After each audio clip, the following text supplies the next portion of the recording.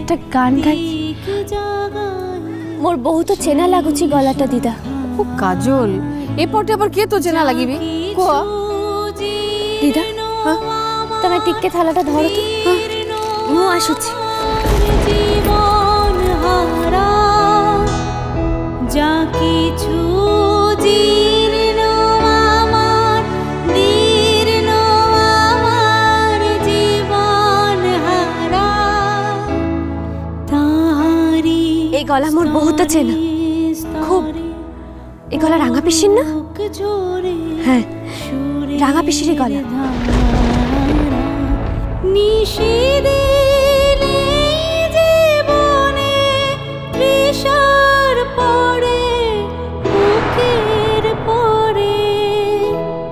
শ্রাবণের ধারার মতো পড়ুক ঝরে পড়ুক ঝরে তোমারি সুরটি আমার বুকের পরে বুকের পরে। শ্রাবণের ধারার মতো পড়ুক ঝরে পড়ুক ঝরে।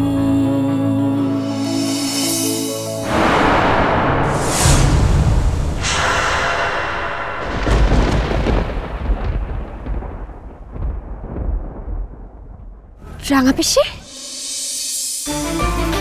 রাঙা পিসি তেমনি দেখি দেখি দেখি একটু একটু সরুন না। রাঙা পিসি তেমনি এপটে কি করছো? রাঙা পিসি এখানে এমনি ভাবে গান গাইছো কেন? তুমি কার সঙ্গে এসেছো? তুমি কুহো আমাকে। কেন বলবো আমি তোকে? তুই আমার কে এলো যে আমি তোকে বলবো? তুই যদি আমার কেউ হতি তাহলে এইভাবে আমাকে ছেড়ে চলে যেতে পারতি? তুই কে এলো আমার? উড়ে চাই অত কষ্ট করে জল থেকে তুলে তোকে চিত্ত করা হলো, তারপর তো রাঙা পিসিকে চিনতেই পারলি নি। এখন আমিও তোকে চিনতে পারবো না, তুই এখান থেকে। এখন তো তোমার অনেক নাম হয়েছে, অনেক নাম হয়েছে। বাবা গাই করে ঘুরে বাবা বড় লোকদের বাড়িতে থাকো। এখন আর রাঙা পিসিকে চিনবে কেন? চিনতে হবে না, দেখে দেখে দেখে আমি তোকে কিচ্ছু বলবো না। আচ্ছা ঠিক আছে ঠিক আছে, আও কিচ্ছু বলতে হবে না মতে। তবে শুধু এইটুকু বলো যে কার সঙ্গে এসেছো এপটে? কুহো আমাকে। কিন্না দিদির সঙ্গে এসেছি। কৃষ্ণা দিদি? কে কৃষ্ণা দিদি? কই দেখি দেখা আমাকে, কে কৃষ্ণা দিদি? সে তোমাকে এখানে বসে ভিক্ষা করাচ্ছে কি বলে? কেউ আমাকে ভিক্ষা করাচ্ছে না, কেউ আমাকে ভিক্ষা করাচ্ছে না। কাজল রানী চোর একটা কথা তোকে বলি, তুই কি ভেবেছিস তুই আমাকে ছেড়ে চলে গেছিস বলে আমি খুব অসহায়, আমার কেউ জুটবে না?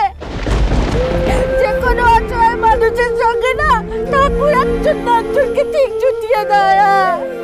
এই পাড়ি পাগলির কোনোদিন চোখের অভাব হবে না, বুঝেছিস? কোনোদিন অভাব হবে না। আর আমি কি করবো?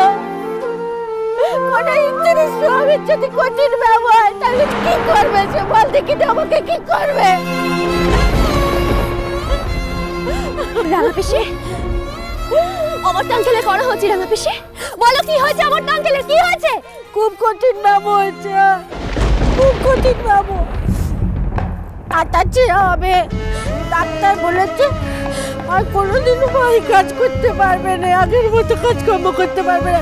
সারাক্ষণ শুধু এমনি করে শুয়ে থাকতে, এমনি করে। আর ভালো দিদি তো আমাকে তার কাছে ঘেরতেই দেয়। রেখো, তার চিকিৎসার জন্য মেলা টাকা খরচ হচ্ছে, ওই জন্য মন্দিরে এসে গান গেয়ে ভিক্ষে করছি। এই ভিক্ষের টাকা যখন অনেক জমে যাবে তখন পরে খুব ভালো চিকিৎসা করাবো, খুব ভালো চিকিৎসা করাবো। তার জন্য এই মন্দিরে পুজো দিতে এসেছি কিনা দিদির সঙ্গে। ইতনে বড় গোটে ঘটনা ঘটে গেছে আর মতে কেউ কিচ্ছুটি বলে। মু কিচ্ছুটি জানি না রাঙা পিসি, আমি কিচ্ছু জানি না।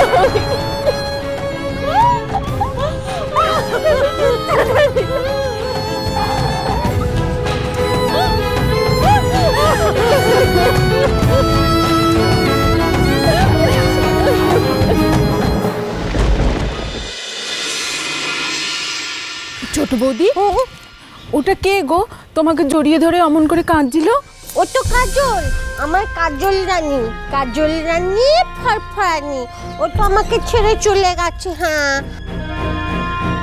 আমাদের বাড়ি ছেড়েও চলে গেছে, আমার নীলকুমারকে ছেড়েও চলে গেছে, জানো তো কিনা দিদি?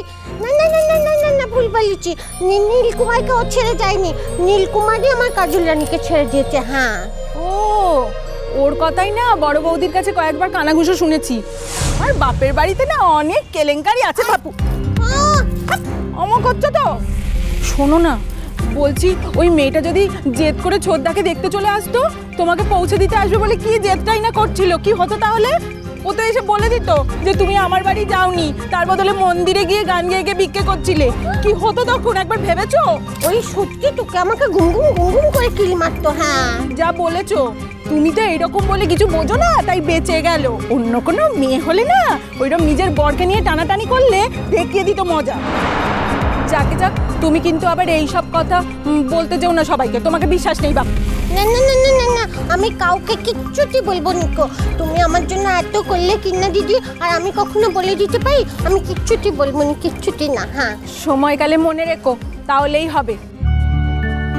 তবে হ্যাঁ, আজ যা গানখানা তুমি গেয়েছো না, কেউ আর চোখের জল ধরে রাখতে পারছিল না জানো, আমিও।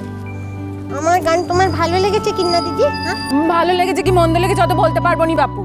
তবে হ্যাঁ, বুকের মধ্যে কেমন জানি একটা কষ্ট হচ্ছিল, তাও তোমাকে আমি বোঝাতে পারবো না। বুকের ভেতর কেমন হ্যাচর প্যাচর করছিল। আস্তে আস্তে ছোট বৌদি, চুপ চুপ। এত হাসছো তো? কথায় বলে যত হাসি তত কান্না, বলে গেছে রাম শর্মা। এখন এত হাসছো, বাড়ি গিয়ে দেখো কপালে কি আছে। শোনো, বলছিলাম যে এই যে গান গেয়ে এত টাকা জমেছে, এটা না একটা কৌটোর মধ্যে ভরে সেটাকে তোমার যে একটা বাস্ক আছে তার মধ্যে লুকিয়ে রাখবে, কেমন?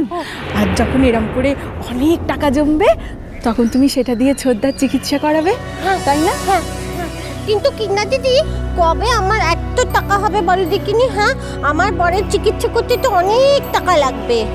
হবে হবে, তুমি যা ভালো গান গাও, তোমার টাকা জোগাড় হতে বেশি দিন সময় লাগবেই না। তবে হ্যাঁ, তোমার এই টাকা জোগাড় হওয়ার কথা কিন্তু তুমি গুণাক্ষরেও এখন কাউকেও বলবে না, তাহলে কিন্তু সবাই শুনে ফেললে তোমাকে আর বাড়ি থেকে বেরোতেও দেবে না, আর তোমার গান গাওয়াও হবে না, আর টাকা জোগাড় করাও হবে না, এই বলে দিলুম কিন্তু আমি। না না না না না না, আমি কাউকে বলবো নি, কাউকে বলবো নি। আমার আমার আমার রুগ্ন বরের জন্য টাকা জমাচ্ছি, আমি কাউকে বলতে পারি আগে ভাগে? আমি কাউকে বলবো নি, আগে টাকা জমুক তারপর বলবো। হ্যাঁ। এই দাঁড়াও ছোট বৌদি, আমরা তো বাড়ি গিয়ে টাকা গুনতে পারবো না, আমরা বরং এখানেই গুনে নি টাকাটা। হ্যাঁ,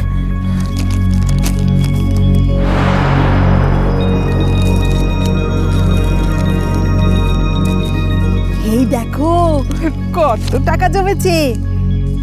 1 2